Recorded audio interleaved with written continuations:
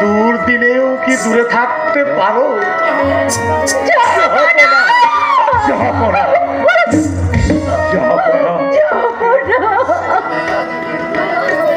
মুর্শিদাবাদ আমার মায়া কাটাতে পারলো না গোলাম হোসেন, তাই আবার তার কোলে আমাকে টেনে নিয়ে এলো।